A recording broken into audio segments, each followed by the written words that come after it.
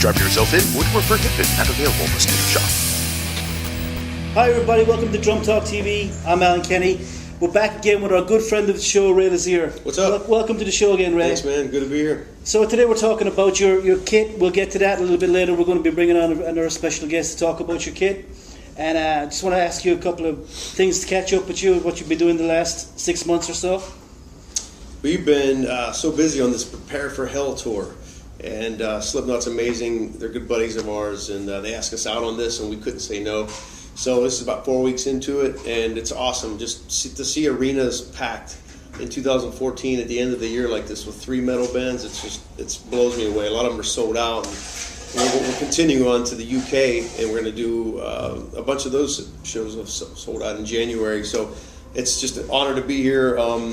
We just we're going for the obviously a lot of people know the 20th anniversary has happened for Korn, so we're going to do a special thing next year. We're going to play the first album in its entirety, so that's going to be really cool and special to the diehard fans. Right. And then we're also releasing a photo book with all the archived photos. It's unbelievable, man. It's like this is my 8th year with the band, and obviously the book covers all 20 years. But man, there's some amazing shots in there. It never ends for you guys. You just keep going. Yeah, that's what I love about this band. You know what I mean? Some bands have touring cycles. We just keep going, and it's an awesome thing to be a part of. So you've been touring since this time. I met you this time last year. Yep. And you haven't stopped. I mean, we do breaks. We'll do a month here, a couple weeks there. But you know what? It's awesome just to have just to keep going out. And sometimes you got to watch. You don't want to oversaturate the markets, But like again, with someone like your buddies in Slipknot say, "Hey, come on tour with us." We're gonna say no to arenas,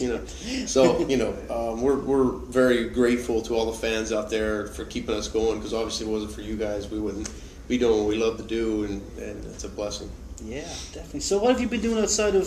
You're a busy guy. I know you're always doing something outside of Korn. Yeah, I relocated to Nashville this year, so I'm really happy about that. 26 years in LA was a little too long. I got a little son now and another one on the way, so I want to raise kids. Congratulations. Thank you. I want to raise them closer to our families on the East Coast, and but again, I'm a musical. We have to keep it's our souls. We have to keep creating and keep So I'm in a side band with George Lynch and Doug Pinnick. King's X has always been one of my favorite bands of all time.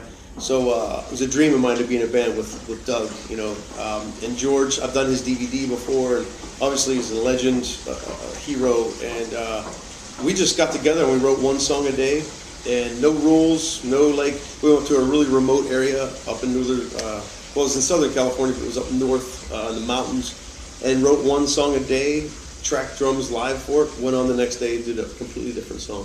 And I'm really happy and stoked the way it came out. We got some beautiful videos made. We just released a new one for Faith is a Room, and you can see it on YouTube. Type in KXM.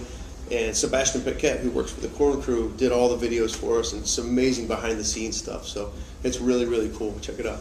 Great. Yep. So what else have you been doing besides KXM stuff? I've done some various sessions. I just did a record for Billy Sheehan. Some of you know, and I've done his last 2 solo records. Right, yeah. Holy Cow and Cosmic Troubadour. Yeah.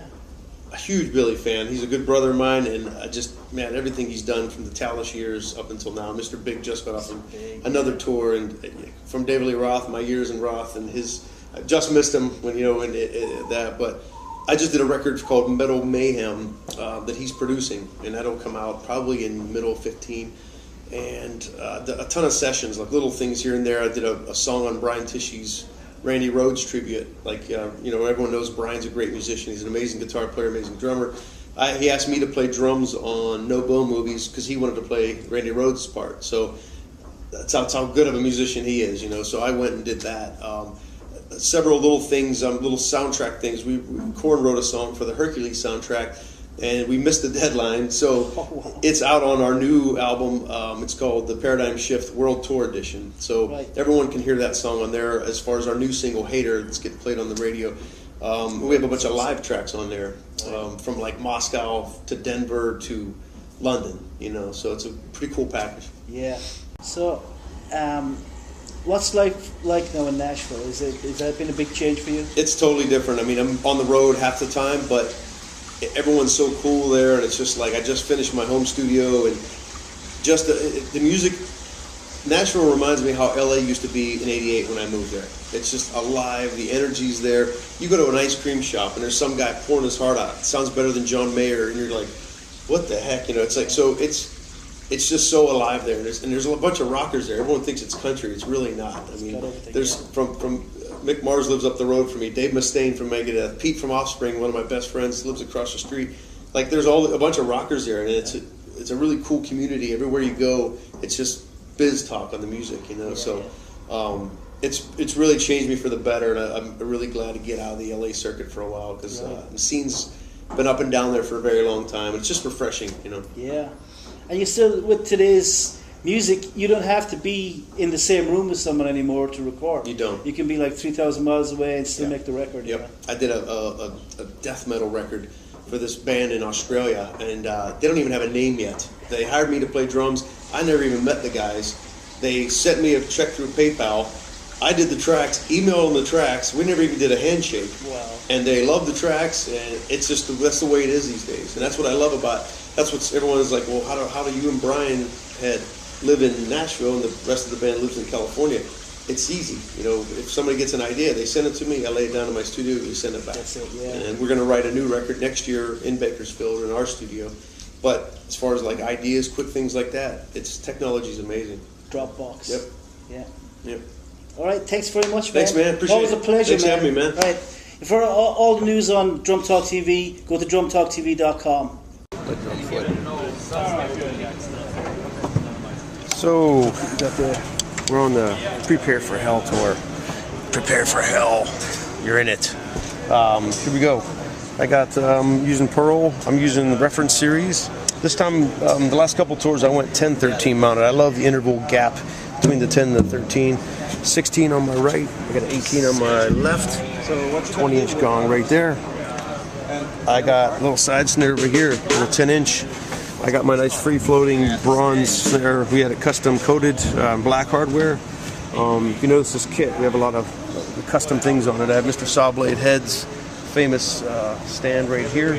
I'm using alt DW hardware, which my tech, Abel Katfish, has nicely coated with white, and just made it look kind of crazy. I'm using rockin' wraps on this kit. It's getting closer, but just getting a little bit like crazy, a little bit funky with the color.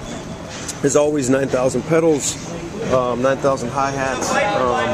Still using a dummy kick over here. I love the look of 2 kick drums, love the feel of 1. So people always ask me why I do that. No one out there cares, trust me. It's all about the sound. My sound guy loves mixing 1 bass drum, and that's the way I do it. So, plethora of colors and symbols. I got all kinds of, from an alien disc, Sabian symbol to a splash. I made up some things, you know, like little, kind of like a stacks thing. I got a vault, Lenny's garbage there. Of course, my famous rock ride 21-inch. I've been using that for 20 years plus.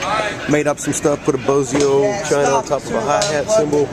Got a disc back here, got a crazy swirly thing here. I got a Chad Smith behind me. Different,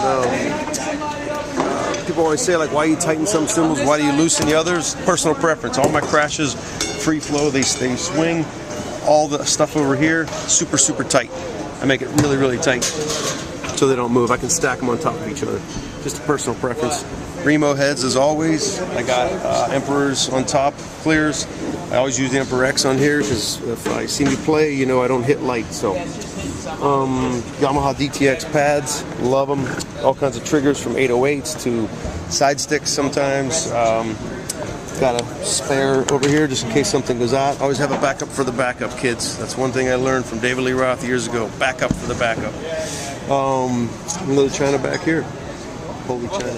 And also, I'm using the Porters and Davies butt thumpers. So everyone knows when you hit the kick drum or the low end frequency of the bass, you really want to feel it. In a loud, powerful band like Korn, you don't want to just run in-ear monitors. You want to run something. So I use the Porters and Davies butt kicker right there, which is very amazing. And that's my engine down there. So that controls the volume.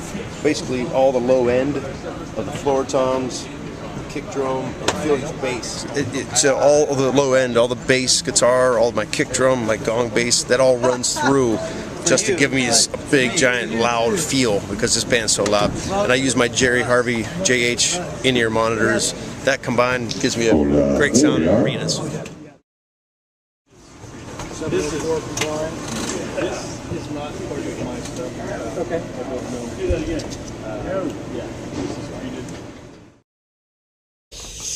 What's up, everybody? We are on the Prepare for Hell tour. This is my grand buddy, associate, Abel Katfish Vallejo in the flesh. We are here at, what arena is this? Good question. We're in Reading, Pennsylvania. Reading. Reading.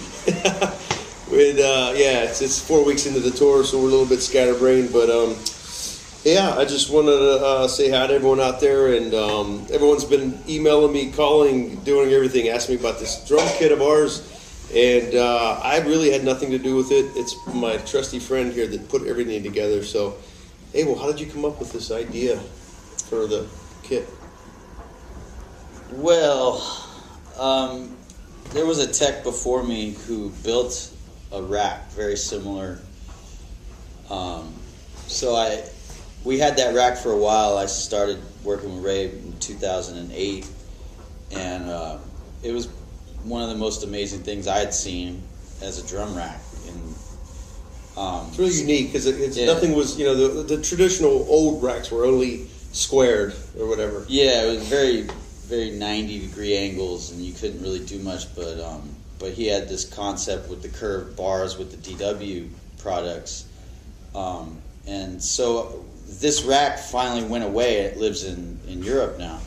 So I had to build something, if not exact, but very similar to that. So I went to DW Factory, and they brought this huge pallet, like 6 feet high, and said, "Here you go." And they gave me a little spot to figure it out. So I went there with a pipe cutter, a Sharpie, and a measuring tape. So this year I worked on it, and I came up with better ideas to just change it up, and so there's a lot more curved angles and more slants and going over the kick drums. It was just kind of a thing. So once I did that, I was like, oh, okay. So I started twisting the bars different directions, so you don't just have like a smooth curve, it more cut and like twist.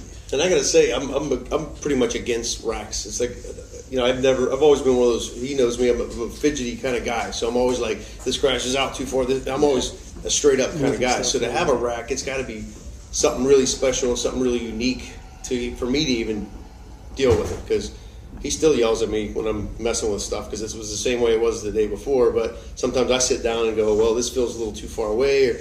So we're still messing with it, but it works. I mean, it's definitely there's room to grow and to take away, and you could put anything anywhere. And after you get that kind of concept, that's why I just kind of went with it and started doing things for the overheads and more bracing, and I don't know. It just came out cool. And then for this run, I knew that we needed something really important as a centerpiece for this show, because we're not headlining. And to be supporting Slipknot, as awesome as it is, but we still got to come out with a good show. And so he had these wraps that he bought from was it Rockin' Wraps? Yeah, Rockin' Wraps. Scott Rockenfield. Scott Rockenfield Company, yeah, great company. And he said, hey, maybe can we use these wraps, And so I hadn't seen them yet, so I finally looked at it when we were doing Mayhem over the summer, and I saw the color scheme, and it was black and white with veiny black veins coming through it. Almost looks like black lightning. So as soon as I saw those, I just stood back and looked at the kit, and I kind of put one up there, just the wrap alone, and just looked at it and went, all right, got the idea. I'm gonna go black and white with the whole kit. So I spent about 38 hours in Bakersfield morphing this kit, painting it black and white. All the tubing's white, all the clamps are black. It was we had quite a job. We had black hardware previous on the kit, so that helped a lot to the black and white concept already, because the chrome really didn't. Yeah, that's what really did it. When he had the idea of spraying the actual rack, that made everything. We were laughing because the only thing that ruined it was the color of the cymbals, which we love Sabian, but we almost wanted a colored cymbal because it looks so black or white. I looked into it, but they don't. they don't produce the same sound that we need, so we just kind of veered away from it. Yeah. But yeah, I was going for that, but I think that would have been a little over the top in a way. But I really, once I started doing that, I was painting and looking at it, and I'd do a little bit at a time, and I'd stand back and look at it, and then after I wrapped the shells, I'd put a floor tom up just to see like what it's gonna, and I was like, holy crap, this is gonna be something, So I didn't show any of the guys while I was doing it till I was done, right. And I was up in Vallejo for about 3 days almost, and I worked endlessly with little sleep and just paint fumes and everything. And I might add, Abel's an amazing drummer. He's not just a drum tech, so it's like having the passion of that with the whole thing, mixed with, we're all drum geeks, all of us drummers from way back. We love what we do. You always see a bunch of drummers in a pile talking about each other's kits. He's done Mayhem with us years ago, and it's awesome because, from Morgan Rose to Mike Wangren, we'd always geek out and look at each other's kits and ask, it's a big, thing back there. But I'm just adding that because, for those of you out there that thinking he's just this drum tech, he's in 6 or 7 bands in LA himself. So how long have you been Ray's drum tech? Since 2008, I went till almost 2012, and then I took almost a year off when Path to Totality album came out. He hates dubstep. It was just an opportunity for me to get home and to get back to playing because it was really killing me to not. Right.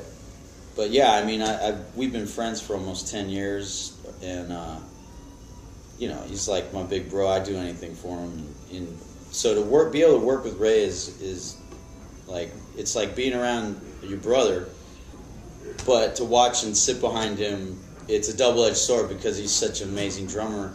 But then I'm like looking at the crowd down the cracks, and I look at him, and I'm just like, man, start getting. Be out there, yeah.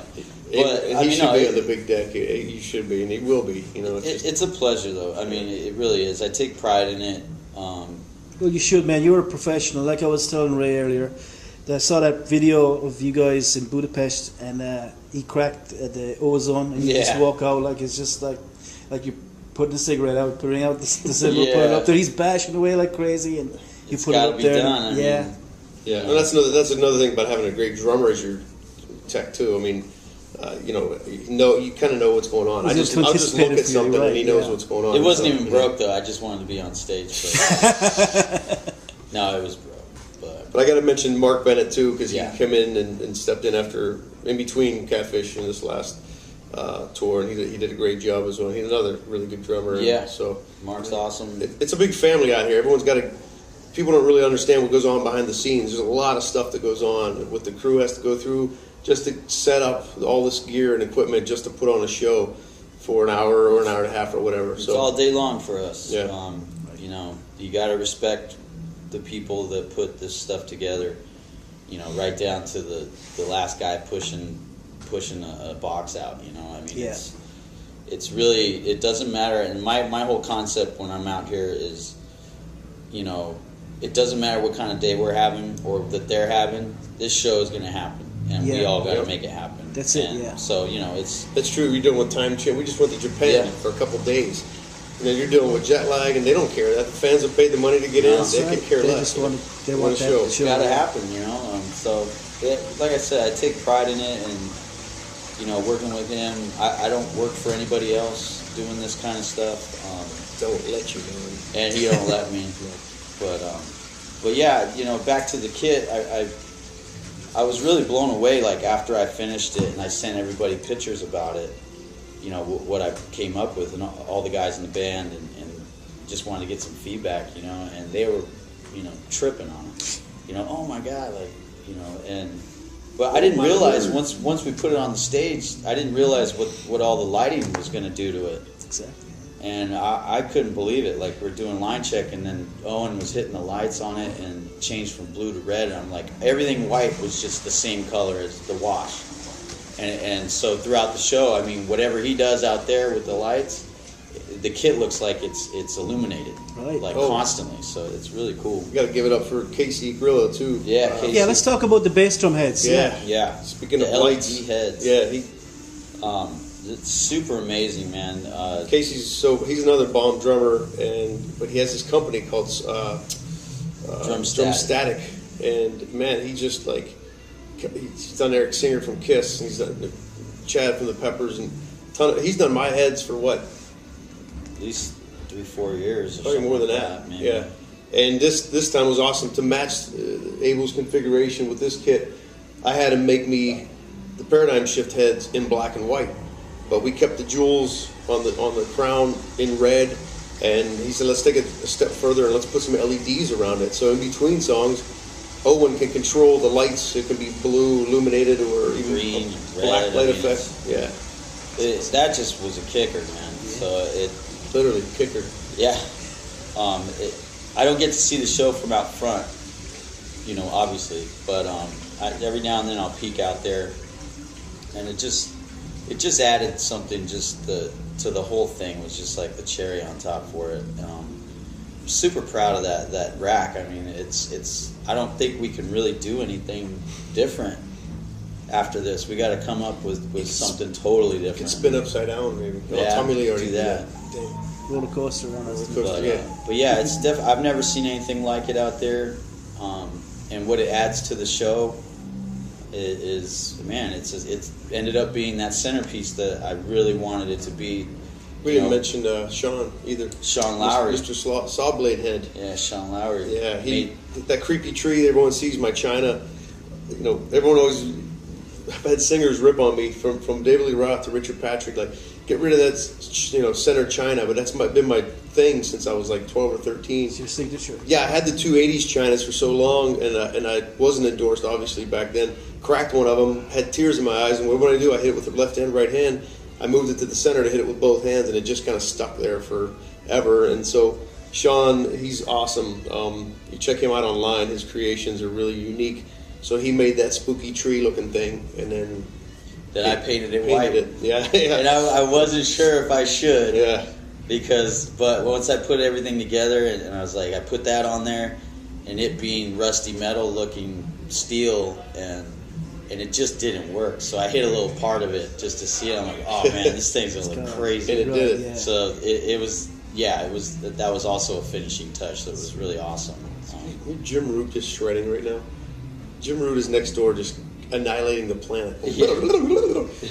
Wow. Sorry to interrupt you. Hey. But yeah, I mean, that's the rack story. That's it. It's a lot of work goes into that thing, and thank God it rolls on the truck as is. But It makes it special, you know what I mean? Because a lot of drummers go up there to play, and it's all about the music, and it really is about, you should be able to close your eyes and still be a great show. But let's face it, the visual aspect of it is hugely important. It is, It's vastly important.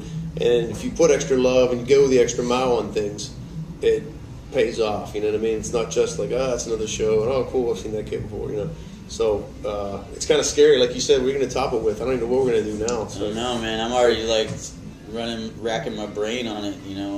I want to do the same thing or something different to the Euro kit when we, go back there. Yeah, we have two complete units. One lives in Germany. We have all the corn locker there with all the touring gear from past tours.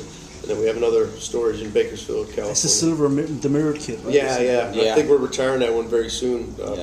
Pearl's going to swap it out pretty soon. So that kit has a lot of miles on it. It does, man. Every time I see it, I'm like, wow. But our sound guy loves it. Our front of house guy loves it. So. Right.